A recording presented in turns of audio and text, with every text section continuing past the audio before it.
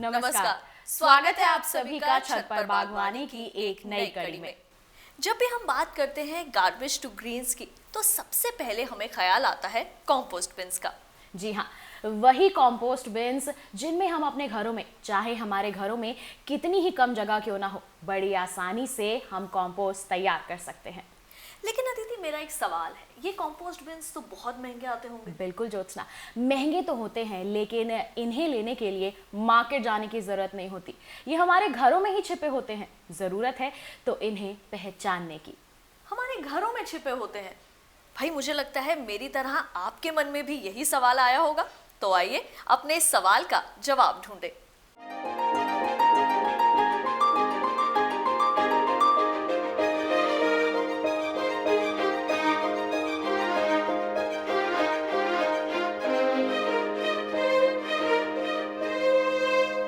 Compost, और वो भी हमारे घर से, हमारे किचन से निकले हुए वेस्ट का कंपोस्ट। सुंदर संकल्पना है। क्यों करें? कई कारण हैं उसका ये, जैसे एक पौधा मिट्टी से न्यूट्रिशन लेता है, वो न्यूट्रिशन वो अपने फलों में, पत्तों में, फूलों में लाता है, और वो न्यूट्रिशन हम खाते हैं क्योंकि वो हमारा न्यूट्रिशन है। उसके बाद में हम उसके छिलके, उसका बचा हुआ पार्ट, हम उसको लैंडफिल में फेंक देते हैं। जिस पौधे ने हमारे लिए ये खाना बनाया, उसको फिर खाना कहाँ से मिलेगा? ह्यूमन इंटरवेंशन की वजह से हम क्या करते हैं, फल सब्जी हम अपने घरों में लाते हैं और उसके जो छिलके हैं हम उठा के उसको लैंडफिल में फेंक देते हैं। उसको वेस्ट अगर हम ना करें तो हम अपने बागों के लिए, अपने आसपास के सारे ग्रीन कवर के लिए, पेड़ पौधों के लिए उसमें से सोना निकाल सकते हैं, और उस सोने का नाम है कंपोस्ट। इसमें हमारा कोई रोल नहीं है। Compost happens. कंपोस्ट बनाना, मेरे किचन के इस वेस्ट को इस फॉर्म में लाना, ये कुदरत का काम है। मैं कुछ नहीं कर सकती, मैं चाहे जो करूं, मैं उसको इस फॉर्म में नहीं ला सकती। मेरा सिर्फ रोल है कि मैं इस चीज़ को ऐसे नैसर्गिक वातावरण दूं कि उसमें कुदरत काम कर सके और उसको इस सोने में कन्वर्ट कर सके। अब हम एक एक कंपोनेंट को विस्तार से देखते हैं। सबसे पहला और हमारा महत्वपूर्ण कंपोनेंट, जो हमारे किचन से निकला हुआ वेस्ट। किचन से निकला हुआ हर वेस्ट, जिसे हम गीला कूड़ा कहते हैं, उसमें क्या क्या आ सकता है? उसमें आ सकता है सब्जियों के छिलके, चाय की पत्ती, आपका पका हुआ खाना, और आपके फलों के छिलके, नींबू, संतरा, तरबूज। कई लोग पूछते हैं कि क्या इसमें मीठे फल डाल सकते हैं? ज़रूर डाल सकते हैं। कई लोग पूछते हैं कि क्या हम इसमें प्याज लहसुन डाल सकते हैं? प्याज और लहसुन जो होते हैं इंसेक्ट रिपेलेंट होते हैं, तो उसमें कंपोस्ट के लिए जो उपयोगी इंसेक्ट्स होते हैं वो इनमें नहीं आ पाते हैं या कम मात्रा में आते हैं। इसलिए ये जो प्याज लहसुन के छिलके हैं, कई लोग इसमें मना करते हैं। इसमें क्या ना डालें? इसमें ना डालने जैसी सिर्फ दो चीज़ें हैं।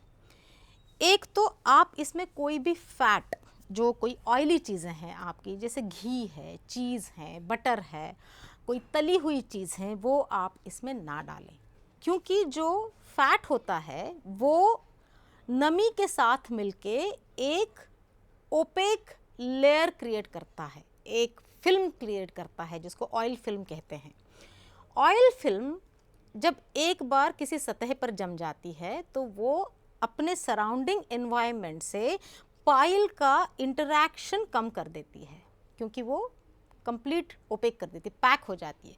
तो अंदर के कीटाणुओं को जो हवा लगनी चाहिए, जो एयरबॉर्न कीटाणु भी इसके अंदर आएंगे, वो जो एक इंटरैक्शन होता है कुदरत का इस पाइल के साथ में, वो इंटरैक्शन की प्रोसेस कम हो जाती है।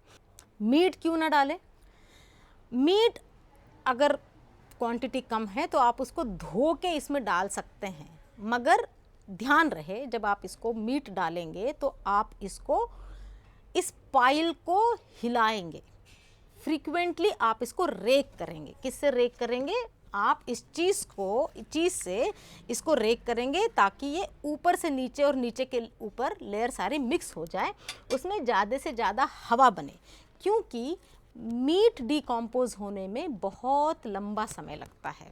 उसमें से जो लिक्विड निकलता है उसमें सबसे ज़्यादा दुर्गंध भी होने के चांसेस होते हैं। कार्यक्रम में वक्त हो चला है एक छोटे से ब्रेक का। आप कहीं मत जाइएगा, देखते रहिए हमारा कार्यक्रम छत पर बागवानी और बने रहिए दूरदर्शन किसान पर।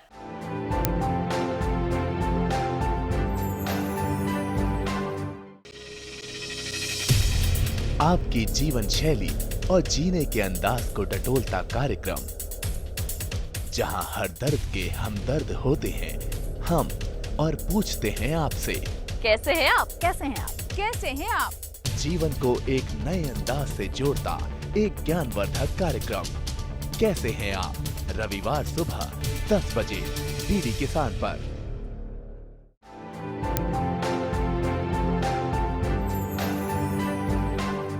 ब्रेक के बाद छत पर बागवानी कार्यक्रम में आप सभी का फिर से स्वागत है। आइए कार्यक्रम के इस सिलसिले को आगे बढ़ाते हैं।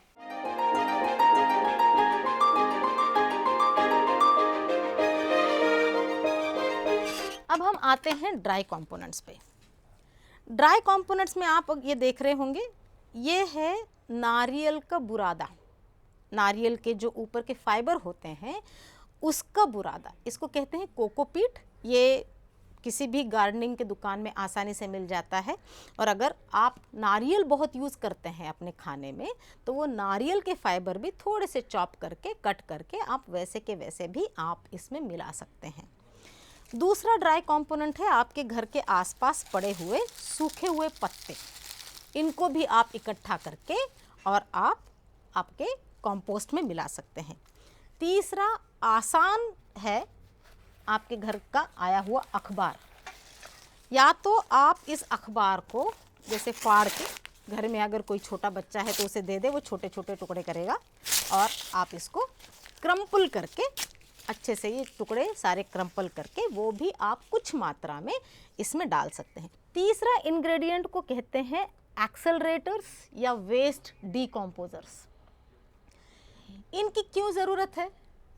जो ठंड में, जिन शहरों में, जिन प्रदेशों में ठंड बहुत ज़्यादा हो जाती है उसमें कंपोस्टिंग का पीरियड लंबा हो जाता है।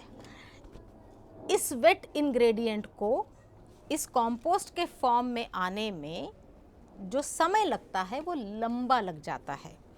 अब जब हम घरों की बात करते हैं, हमारे पास जगह तो बहुत ज़्यादा है नहीं। जो हम खाना है दिन में 3 बार खाते हैं तो हमारे जो किचन का वेस्ट है वो काफ़ी निकलता चला जाता है। तो हमारे जो कंटेनर्स हैं, जो बिन्स हैं, वो बहुत जल्दी जल्दी भर जाती है। मगर जो कुदरत को कंपोस्ट बनाने के लिए जो समय लगता है वो समय तो उतना ही लगता है। ठंड में ज़्यादा लगता है, गर्मी में कम लगता है। तब तक आप इस कंपोस्ट बिन को कितना बड़ा रखेंगे, कितने समय तक बंद रखेंगे, उन सारी समस्याओं का जो निवारण है वो है ये वेस्ट डिकम्पोजर्स या एक्सेलरेटर्स। इनमें से कोई भी चीज़ आपको बाहर से लाने की ज़रूरत नहीं है। सबसे आसान जो एक्सेलरेटर है वो है छाछ।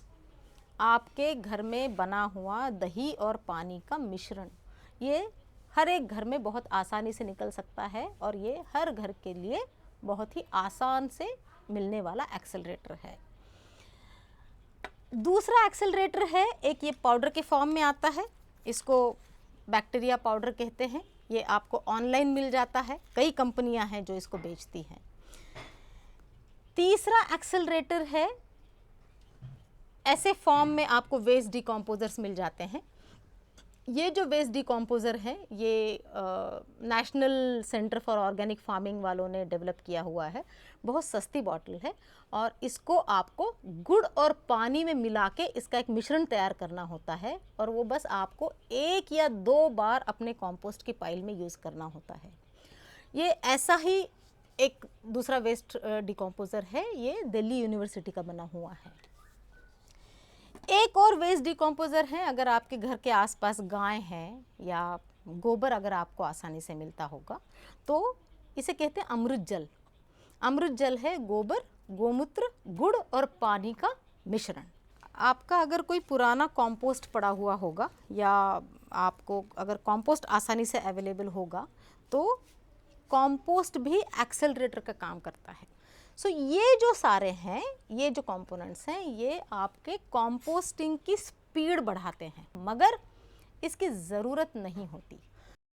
आपको एक इंस्ट्रूमेंट की ज़रूरत पड़ती है, उसको कहते हैं रेक। ये इस तरह से होता है और ये आपके कंपोस्ट पाइल को टर्न करने में काम में आता है। तो कार्यक्रम में लेते हैं एक छोटा सा ब्रेक। आप कहीं मत जाइए और बने रहिए दूरदर्शन के स्थान पर, देखते रहिए कार्यक्रम छत पर बागवानी।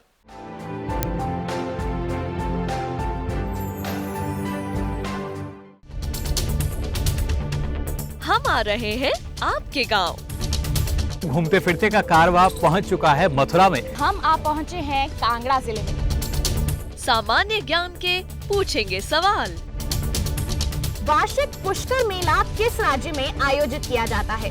इनमें से क्या जैविक रूप से नष्ट नहीं होता है? इसके लिए इनके पास 4 ऑप्शंस हैं। देखें घूमते फिरते रविवार सुबह 7:30 पर।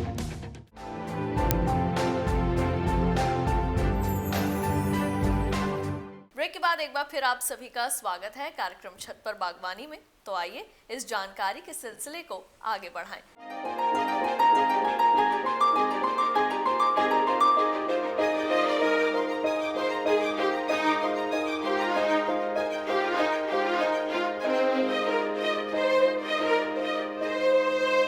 कंपोस्टिंग काम हमारा नहीं है, मगर जितना हमने अर्बनाइजेशन कर लिया है हमारे पास जगह की कमी हो जाती है। इसलिए हमें कोई एक कंटेनर चाहिए जिसमें हम अपना ये कूड़ा डाल के और कुदरत को मौका दे कि वो उसमें कंपोस्टिंग करे। जब भी हम कंपोस्टिंग या वेस्ट मैनेजमेंट की बात करते हैं तो रिड्यूस, रिसाइकल, रीयूज़, ये 3 R's की हम बहुत बात करते हैं। अगर आप यहाँ पर देखेंगे तो मैंने 3-4 अलग अलग तरह के मॉडल्स रखे हुए हैं। ये मेरे पास में एक केन का बास्केट पड़ा हुआ था, मैं इसमें भी कंपोस्टिंग करती हूँ। मेरे पास में कुछ पुराने गमले पड़े हुए थे, मैं इसमें भी कंपोस्टिंग करती हूँ। एक पिछले साल का घड़ा था जो मेरा यूज़ करके अब उसमें पानी ठंडा नहीं हो रहा था, मैं इसमें भी कंपोस्टिंग कर सकती हूँ। ये मेरी एक लॉन्ड्री बास्केट थी जो अब मैं यूज़ नहीं करती हूँ, मैं इसमें भी कंपोस्टिंग कर सकती हूँ। तो माने अगर आप मटेरियल के तौर पे देखें तो आप प्लास्टिक में भी कंपोस्टिंग कर सकते हैं, अर्दन पॉट में भी कंपोस्टिंग कर सकते हैं, आप बैम्बू के इसमें भी कंपोस्टिंग कर सकते हैं।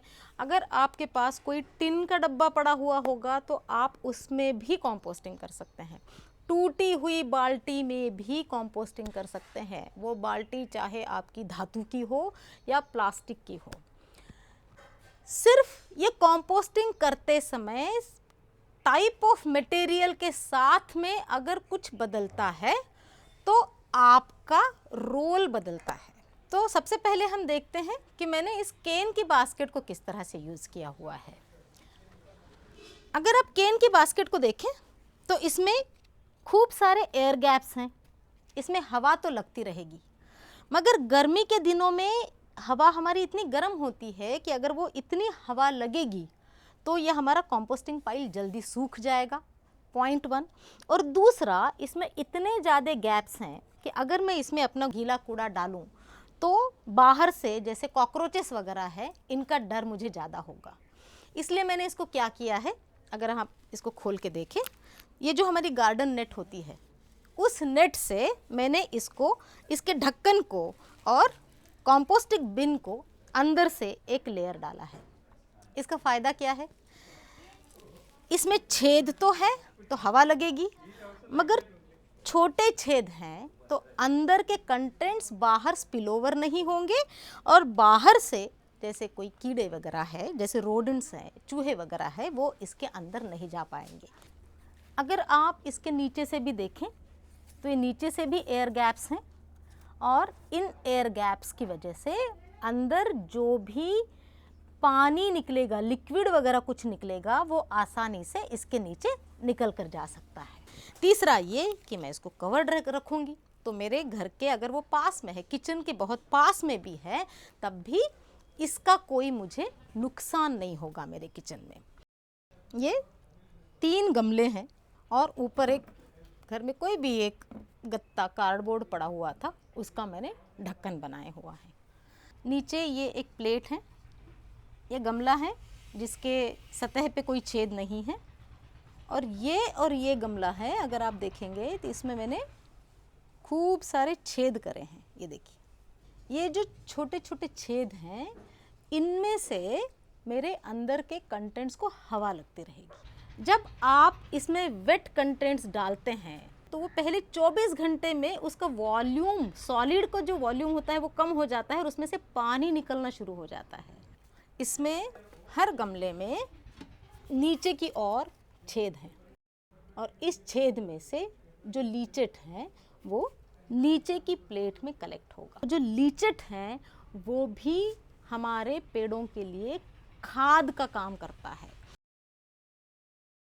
ये करीब 20 लीटर का घड़ा होगा, उसमें मैंने घड़े का ही ढक्कन रखा हुआ है।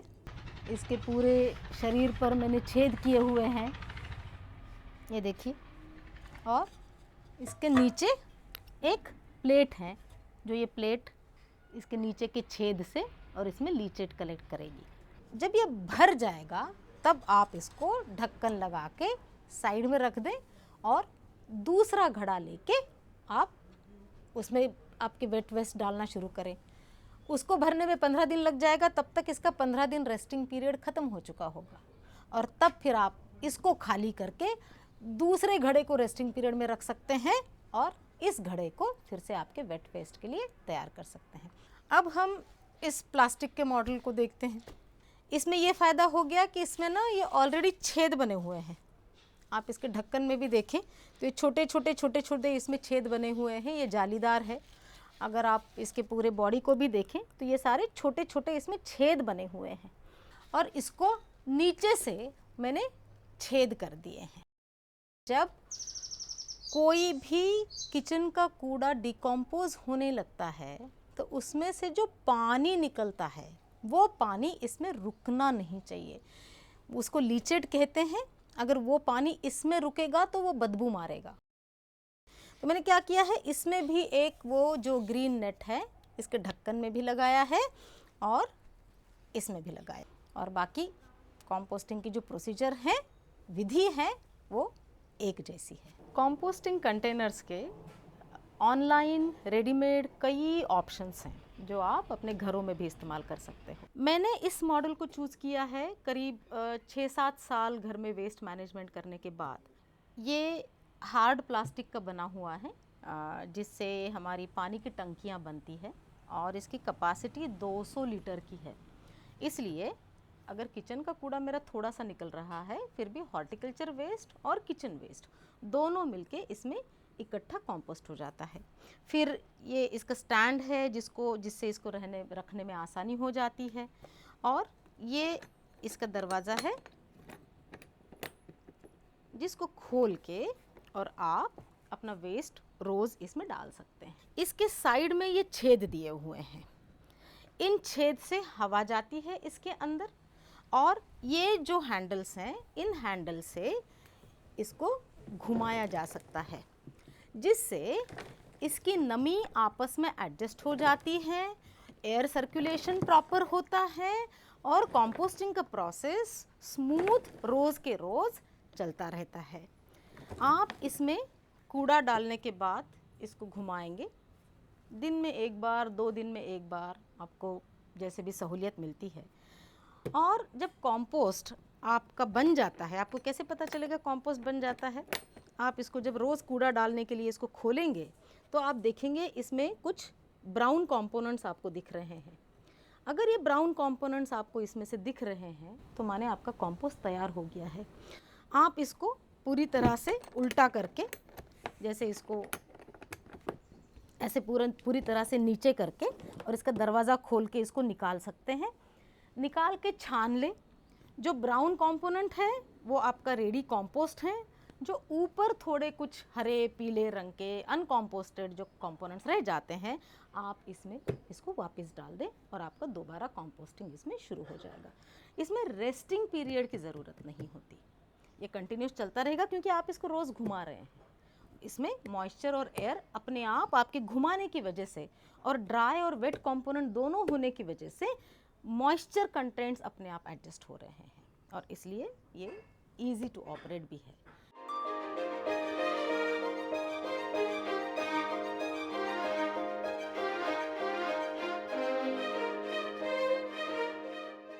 तो भाई हमें जो जवाब मिला वो तो काफी इको फ्रेंडली और पॉकेट फ्रेंडली है। तो अब आप भी अपने घर में छिपे इन कंपोस्ट बिन्स को बाहर निकालिए और कंपोस्ट बनाने में जुट जाइए। लेकिन अब ये सवाल उठता है कि ये कंपोस्ट बनाना कैसे है। थोड़ा इंतजार कीजिए, बताएंगे आपको, लेकिन छत पर बागवानी के अगले एपिसोड में। तब तक के लिए छत पर बागवानी की हमारी पूरी टीम को दीजिए इजाजत। नमस्कार।